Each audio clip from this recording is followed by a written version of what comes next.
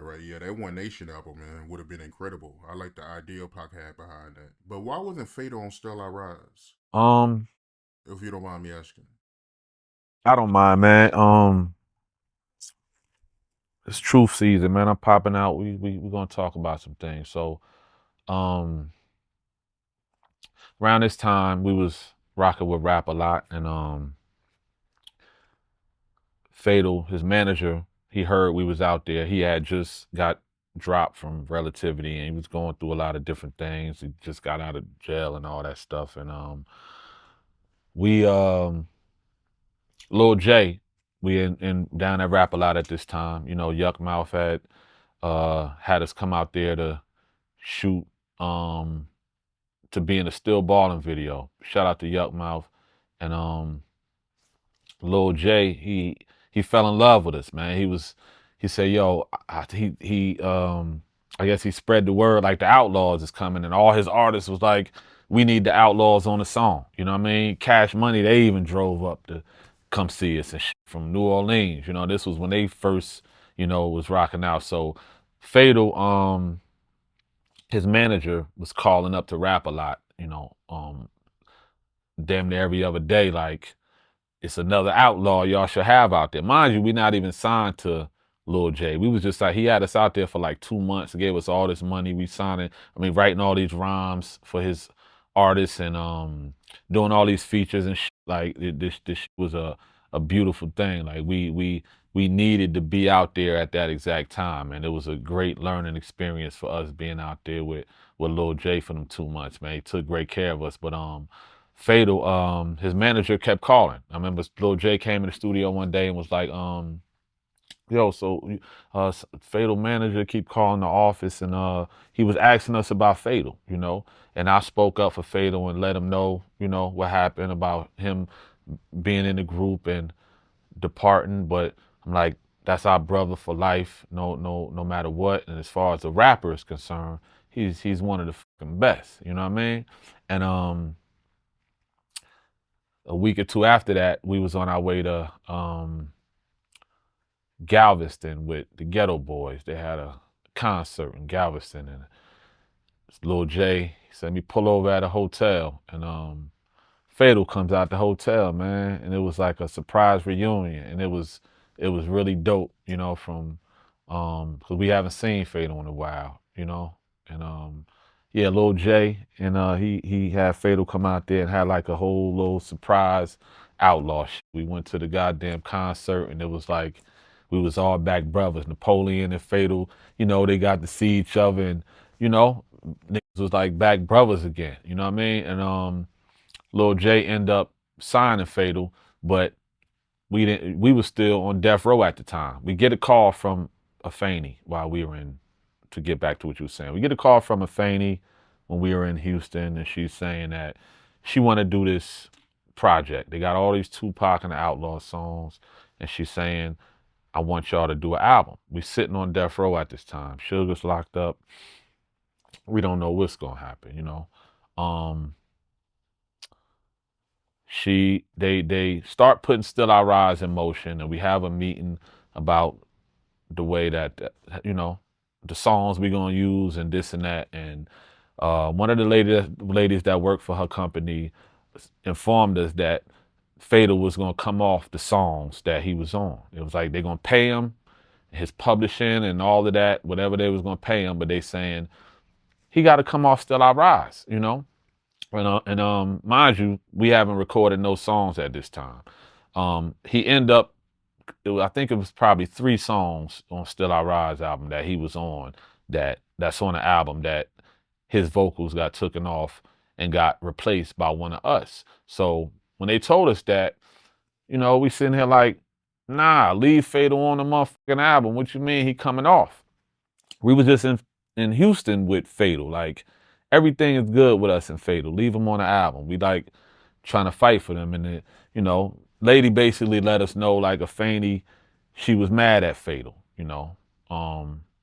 cause when Pop, right before Pac passed, we was in New York, at the MTV Awards, um, he started handing out his jewelry to us. He let Fatal, he didn't give it to him. He let him wear uh, the Rolex and his death row piece. You know, Pac had on his his euthanasia joint, and he let Fatal wear it. Mind you, um, Pac, he didn't see Fatal for about 2 or 3 months. Like his last 2 or 3 months of Pac life, Fatal was in New Jersey. He had wound up crashing Pac Land Cruiser one fucking night. He shouldn't even been driving. You know, we at the Oakwood Apartments. He went to go get some liquor, and he come back and crashed in the parking lot at the hotel and hit the pole, the pole in the garage, man. The pole. He hit the fucking pole and smashed the whole. I mean, he fucked the damn Land Rover up, and he he left that morning. He called Gaddafi mom and said, "Get me a flight." He didn't even want to deal with whatever Pac was gonna say. And Pac woke up and he was just pissed. Like you crashed my truck and then you leave before I even wake up. So you know he was pissed about that. But fast forwarding, we see Fatal in New York, and you know what I mean. He know we coming out there. We on our way. Gather the soldiers and, you know, come to the hotel. And Pac was happy to see his brother Fatal. And he said, you know, tonight, nigga, shine with this, you know what I mean? Put this shit on, you know, put the Rolex on him and the death row chain. And that night, you know, we had a little meeting after the you know, after everything. And he told Fatal to send the homies home, all our Jersey brothers. And we went downstairs. I remember we was downstairs for 20, 30 minutes, and Fatal hopped in the van and left with the homies. Mind you, the niggas is drunk, high and shit. I don't even think he even like even probably even remember Pac said, "Yo, send them and you know stay," or you know I don't know, but he left.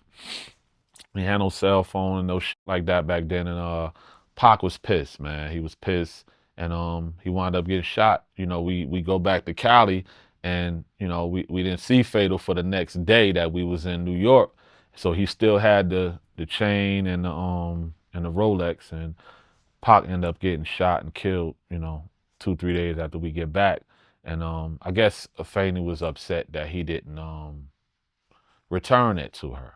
You know.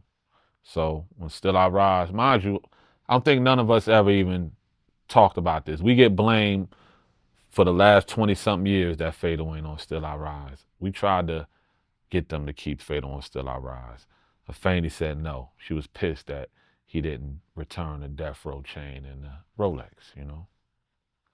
So that's why he wasn't on Still I Rise. He got paid for the 3 songs or whatever that they took him off, but you know, his voice wasn't on there. So whatever songs he was on, you know, they would say, you know, they was, you know, Noble, you rap on this, ED rap on this, or whatever the case may be. You know, me personally, I never asked to be on no Pac song ever. When he was alive, he always pointed to me and say, on Machiavelli, I'm on 4 songs. I'm on the album more than anybody, you know.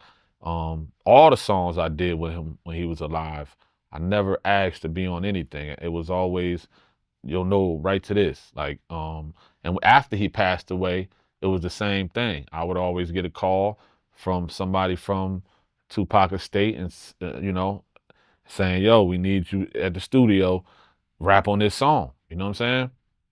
So, you know, the fans don't be knowing how it should be going, but we actually like begged them to leave Fatal on and Still I Rise. We like, yo, we was just with Fatal. Like, that's our brother or whatever, you know, everybody was going through. That shit is in the past. But, you know, Fanny, she was upset about that death row chain and the bracelet, man. Why wouldn't he give it to her? I don't know. I don't even know if she asked for it. I don't, you know, to be honest with you, you know, like I just know Pac, you know, like he started that night. He actually gave me a chain. It was a long ass motherfucking chain, and he gave Yaki. He gave what did he give Yaki? I forgot, but he gave Napoleon the ring and the Rolex ring and the bracelet, and I gave my chain to Gaddafi that night. You know, it was too long for me. Once I put it on, it was like at my belly button and shit. Like you see videos of Yaki at the hospital. When Pac died, he had this long ass chain on. Like, Pac actually gave me that chain. I gave it to Yaki. I was like, here, this shit too long. I'll buy me a chain later on when we get some motherfucking checks or something. You know what I mean? But he didn't give Fatal um the Death Row chain and the Rolex. He was happy to see his brother. He said, because Fatal was older. Fatal and Pac was almost the same age. You know what I'm saying? Like I was 18 when Pac died.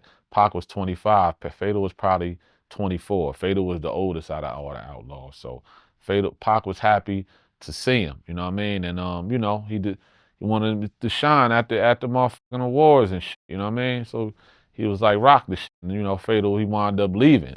He for sure didn't leave like, oh, I'm leaving with the chain. You know what I mean? Like that's Fatal. He coming back. You know what I mean? But we just left. Cell phones. We didn't get to see him, and we left. Pac was pissed. I ain't gonna lie. You know what I mean? But I don't know if Fanny even sent the kite to tell Fatal that she want the shit back. To be honest with you, I don't know. I never had a conversation with him that said, Fanny want the chain and the watch back. You know what I'm saying? So I don't know, man. Maybe nobody never even said nothing to him, and I don't know. Maybe she just assumed that he should have returned it. I don't know.